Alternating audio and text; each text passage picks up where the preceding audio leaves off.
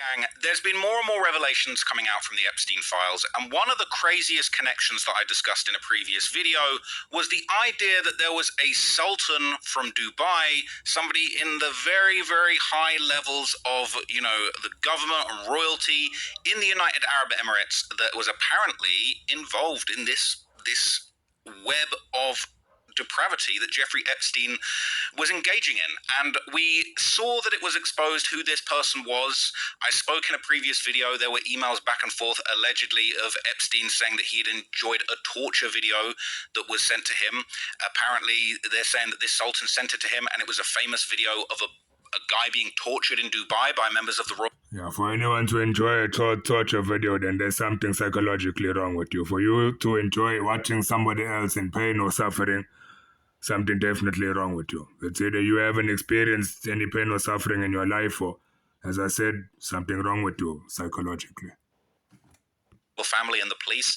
Very, very depraved stuff. But now there is a crazy thread that's going around on Twitter that is basically saying that this sultan, all right, and his high-level,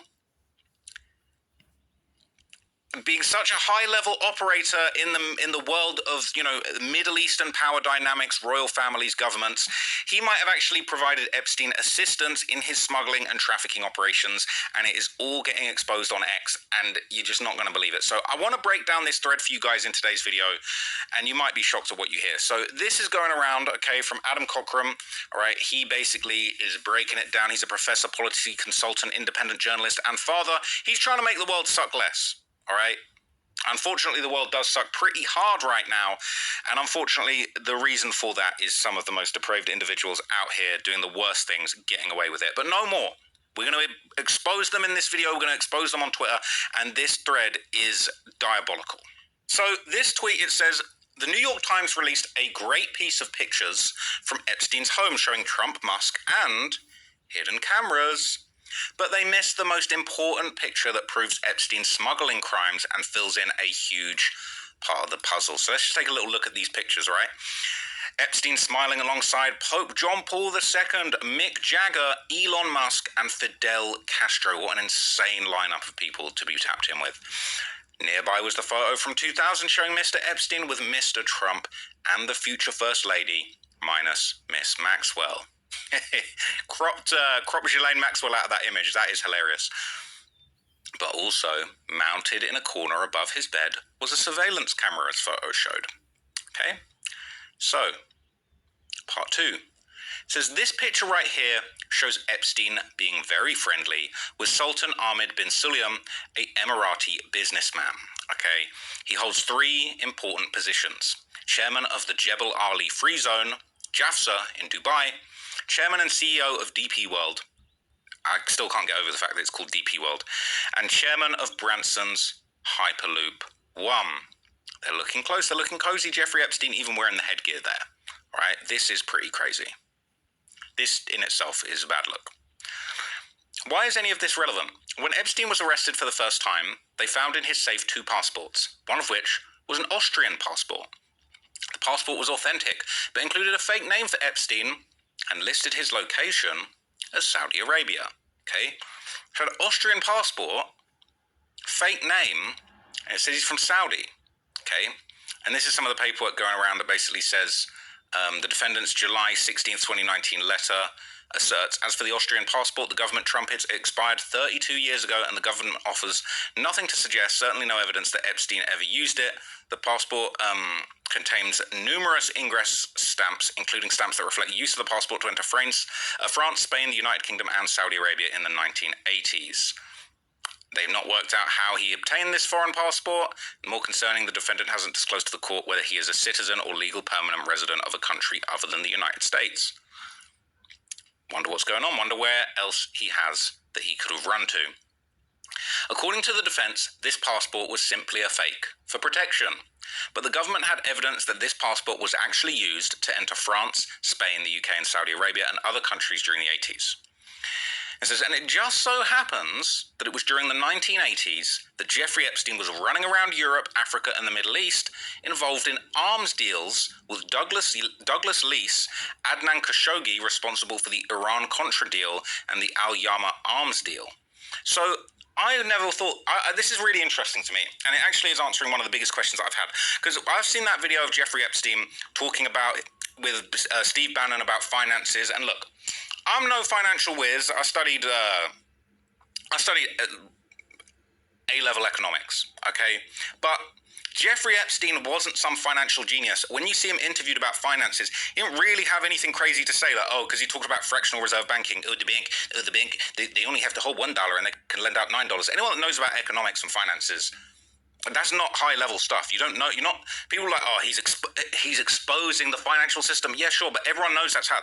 Anyone that has even a shred of financial literacy knows that that's how the finance system works. That's how fractional reserve banking works. You give the bank money, it goes into the bank, holds the money. They can lend out multitudes more money than they have on hand. That's how it works, right? That's how they are allowed to enable the economy to grow. Whatever. Okay, Epstein was not some financial genius. How was he so rich? Well, now we're finding out he's out here doing arms deals, okay? He's running PDF islands. He's managing money for other creeps like Les Wexner, okay, taking power of attorney of all of their money. He's not some financial whiz. He doesn't know what he's doing freaky, weird shit behind the scenes to make bread, okay? So he's doing arms deals. Didn't know that. This continued into the early 2000s when Epstein's wealth rapidly grew, as did his influence in the US and UK, including close ties with Tiffany UK CEO Rosa Monckton. At the time, he bragged to several people that he was making a fortune smuggling arms, drugs, and diamonds out of Djibouti, where he knew the owner of the port, which was published in a 2001 article. He was also known to regularly bring guns into the UK, so he was dealing straps now. Yeah, so for him, if it's true that he allegedly was telling people about the crimes that he was committing, the drugs, the guns, etc., that again is another mistake. If you're involved in wrong things, bad things, don't even speak about it. Especially him, a person that's so well known, for you to now go and tell people to speak of the illegitimate things that you're doing, you're only asking for trouble. Now we're finding that out. He told several of the same people he's making a fortune out of arms, drugs, and diamonds. He told one person, journalist Edward J. Epstein, wait, what? How that journalist, he related to you, that he knew the owner of the deepwater port of Djibouti on the Horn of Africa, a smuggler's paradise, so well he was basically in charge of it. Okay. So this is an article written about him apparently from way back. It says, dressed more suitably for a shopping trip on Fifth Avenue than an English pheasant drive in his LL Bean hunting boots and $1,000 leather parka, Jeffrey E. Epstein cut a curious figure alongside Ghislaine and Andrew at the Sandringham shooting party. Oh dear. More at home in the world of international finance than the English countryside, the immensely wealthy financier and property developer maintains a mysterious presence in New York. He has a license to carry a concealed weapon, once claimed to have worked for the CIA, although he now denies it, and he owns properties all over America. Once he arrived at the London home of a British arms dealer bringing a gift, a New York police-issued pump-action riot gun. God knows how he got it into the country, a friend said. He's also a close associate of multi-billionaire Leslie Wexner, owner, among other companies, of Victoria's Secret. Epstein has the use of Wexner's $40 million New York house and owns 7 cars, including a V8 Corvette, a 1964 Volkswagen, and he also owns a $3.5 million pink villa in Palm Beach and a $3 million 26,700 square foot fortress-like hilltop mansion in New Mexico, fitted with $600 bed sheets. One local said they think that he's flown in from Mars down here. Epstein began working for Wexner in 1985, and by the late 80s had become wealthy through, among other things, handling his worldwide air freight something. All right, I would actually like to know where the rest of this article went. But anyway, let's continue with this thread, okay? Bragging about bringing guns illegally into England. That's crazy, right? So why is there a lot of 7 of 8s? There's a lot of 7/18s here. No real clear evidence has ever tied Epstein to Djibouti or suggested any real connection to Saudi Arabia or Dubai or any smuggling other than knowing Adnan Khashoggi and Douglas Leese. That is, until today. Until you look up who operated the port of Djibouti in 2000s, is none other than shipping company DP World of Dubai, run by Sulayem, which took over port operations formally in 2000 and ran the port until 2018. The economy of Djibouti relies heavily on the strategic location of its port. About a third of all daily shipping in the world passes through the northeast edge of Africa. The port has been at the center of a legal dispute between port operator DP World and the government of Djibouti since 2018, when DP World's port concession was revoked by presidential decree. Didn't like that one. Okay? Now, this one says, Sultan Sulayem has been made chairman of the Jebel Ali Free Zone in 1985, which became the core hub of DP World's future trade. The money to fund the initial port at Jebel Ali was arranged through British-Egyptian Mohammed Al Fayed, who at the time was married to Samira Khashoggi, a Scottish-Emirati businessman, and Scottish-Emirati businessman Mohammed Mahdi Al Tajir. Adnan Khashoggi and Bruce Rappaport, both arms dealers and port investors, had cargo come out of the port of Djibouti at that time, all while it was under the management of Ilyas Musa Dawal, an Ethiopian immigrant to Djibouti who had studied in France and made prominent connections with French authorities. In the 2000s, before any public tender offer, DP World under Sultan Sulayem suddenly announced that they had a 20-year project to manage the port of Djibouti. It was unclear to everyone how Sulayem and Dawal were connected and got this deal approved. But at the time, Maxwell and Epstein had their claws deep in French society, throwing lavish parties in the Riviera. Their contacts there, and those that visited the island, are still sealed by courts due to French privacy laws. Oh, the French. Oh, the French and their creepy stuff. And it turns out that one of the contacts was Jack Lang, a French cultural minister with a history of defending PDFs, and who was friends with Woody Allen, Harvey Weinstein, and Epstein. But he also led the Arab World Institute, which three of Dawala's professors frequently spoke at and took students to, Trion, Signoles, and Davy, and created the Fête de la Musique and hosted multiple music and theatre organizations that Ghislaine Maxwell was a patron of. Let's find out more about that. So before his 2019 in July arrest, Epstein's shadowy nonprofit Gratitude America lavished funds on this obscure Paris project and two other international groups, a sex clinic in Rome, Ooh La La, and a Lithuanian ballet company. The French organization, which has no website or social media presence, launched in 2018, the same year it received $57,897 from Gratitude America. Two of Lang's former aides are officers of the association, while one current employee of Lang's office is a representative of the group. Jacques Renard, the group's treasurer, was deputy director and chief of staff under Lang's culture ministry during the 1980s and early 90s. Christophe Degruel, the association's president, is a city councillor in Blois who worked as Lang's chief of staff in the education ministry from 2000 to 2002. In 1977, he signed a letter published in Le Monde defending three men imprisoned for sexually abusing A minors, let's say. Okay. Lang, 81, has defended Woody Allen in the accusations that he messed around with his daughter, Dylan Farrow, when she was 7 years old. On the day Farrow broke down in tears during a January 2018 interview with CBS This Morning, Lang tweeted in support of Allen, writing #Woody Allen forever, and the typo, I'll love you. That's twisted. That one's twisted, right? That one's actually twisted. So, moving on. The problem is, who connected Sultan Sulayem to Ilyas Musa Dawala and pressured the Djibouti government on this deal? Even if he knew Dawala at the time, previous evidence only pointed to Epstein knowing Sulayem as of 2019. Yeah, just to go back a bit, I don't understand. So how can you defend somebody who's accused of allegedly molesting a minor? Instead of trying to get the truth, finding out what really happens, you want to support them. If an allegation like that is brought forth, I would feel that it needs to be investigated, especially because it's a minor, it's a female, and it's in general a crime. 2009. The 2019 JP Morgan report said that Epstein appeared to have forged close relationships with senior executives of the bank and with government officials, including Dubai's Sultan Ahmed bin Sulayem and British politician Peter Mandelson. Epstein tried to connect Mandelson and bin Sulayem to JP Morgan executives Jess Stanley and the bank for business deals and international expansions.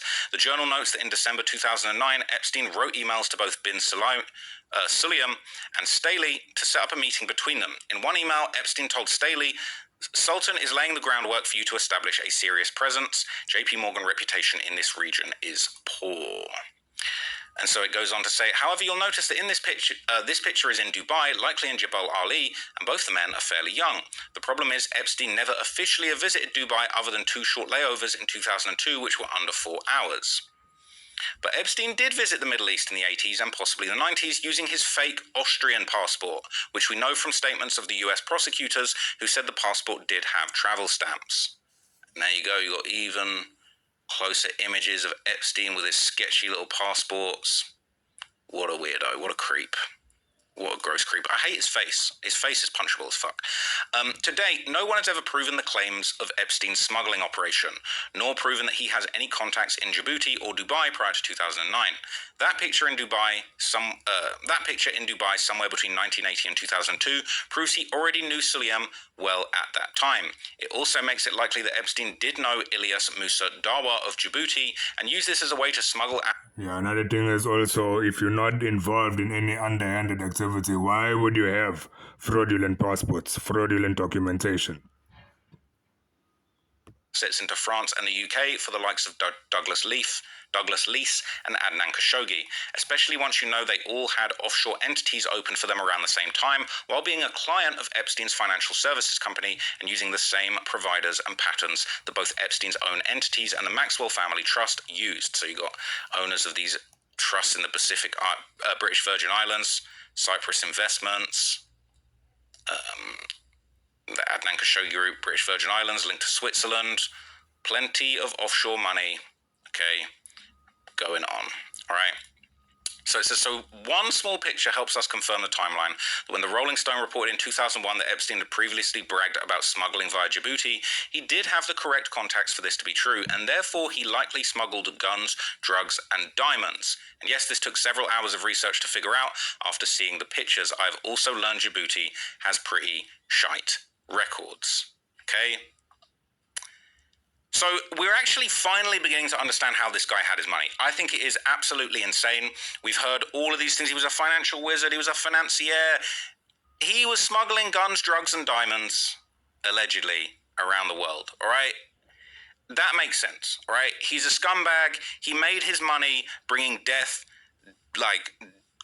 destruction, and negativity around the world. He was a PDF file, all right? Yeah, just to pause a bit, that's what they also call and refer to as hiding in plain sight, where you have normal jobs, you have normal occupations, legal run businesses that you use as a front, but in the background you're also involved in illegal activities, which he is alleged to be involved in. So there's a lot of this going on. A lot of people have been doing it for a long time. It's only now that the things are coming out. Even with him, looking at him, you'd assume, you wouldn't say, or you wouldn't be able just to link him to the illegal activities such as guns, drugs, diamonds, etc. He doesn't look like the type of individual that would be involved in stuff like that. But as you can see, all these allegations, they seeming to be true. Maybe most of what he's done has come out already. There's most likely a lot of things that he's done also that are not or have not been discovered or brought to the surface as yet. But just looking at him, he's not a typical so-called criminal. When you look at him, you won't even be able to tell most of the things he's involved in. And that's how crime is nowadays. It's no more so stereotypical where you look at someone, you can see immediately that, no, this person is involved in illegal activity. Nowadays, the real criminals are dressed in swords, ties. You'll never assume the things that they're involved in. He put nothing but negativity out in the world. He's no financial genius. He didn't help people with their investments. He didn't help people grow their pension funds for retirement. He didn't come up with really smart ways of playing the stock market and picking good stocks and getting his money up and running trades. And another thing people need to know too is that criminals, a lot of criminals are in the prisons, but the real criminals are the ones that are not in the prison. The real crooks are not in prison. There are criminals within prison, but the people, the high-level criminals, just know that they are not in prison.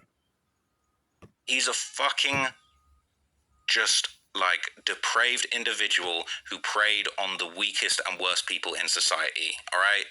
Just running guns, we can believe in your right to bear arms in America, that's all well and good, but smuggling guns into countries where they're not supposed to be, smuggling drugs, blood diamonds, controlling ports, it's lame. This guy is not respectable, and it's just at least we're finally beginning to find out where that money came from, because the idea that he was able to convince the whole world he was this big hotshot financier, bro. No, he's no Warren Buffett, All right. So let me know what you thought of this. I'm going to break down a few more other interesting things. I thought this one was a little bit unusual, but this thread was definitely really interesting to me, so I wanted to break that down. I will be doing a full-blown deep dive into Ghislaine Maxwell later on, either today or tomorrow. I'm going to do a full deep dive into Ghislaine Maxwell. I'm going to do a full deep dive into Jeffrey Epstein's cellmates while he was locked up. I think that's going to be really fascinating. So stay tuned for those. Thank you so much for watching all the content, and I will be back in the next video, guys. Peace out. I'll see you soon.